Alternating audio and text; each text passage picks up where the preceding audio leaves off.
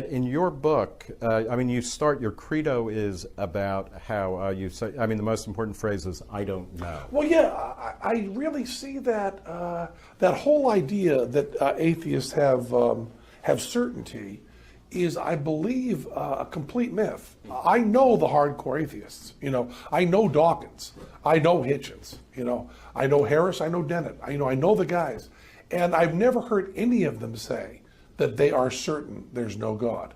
They say they don't believe in God.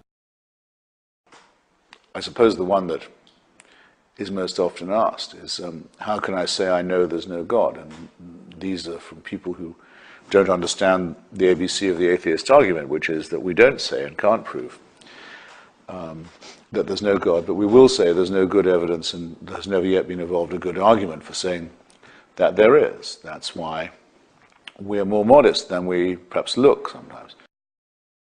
Which is that I can't know that there's no God, but I think it's the same as fairies. That's a sort of cautious thing to say. I'm not saying there's definitely no God, but the arrogance of a religious person who just knows, not only knows that there's a God, but knows it's this God, it's the Christian God, it's the Trinity, and the Virgin Mary was born of a virgin. I mean, they've got it all written down pat, and they've got absolutely not a shred of evidence for any of it. That's arrogance. No, I mean, I'm an agnostic too in that sense. In the God Delusion, I made a 7-point scale. 1 was total conviction that there is a God, and 7 is total conviction that there isn't. And I put myself as a 6.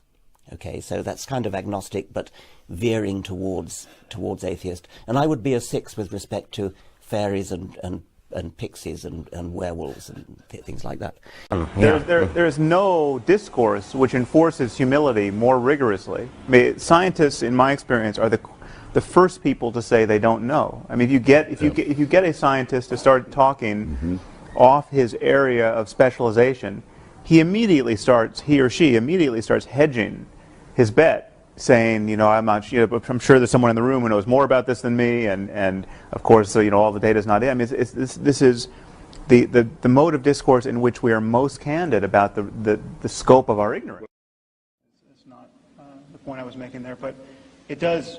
That point of not knowing what happens after death is what worries me about this conversation. I've been very worried about this, that all of you have given up a perfectly serviceable Tuesday evening only to hear the 4 of us tell you every which way that we have no idea what happens after death.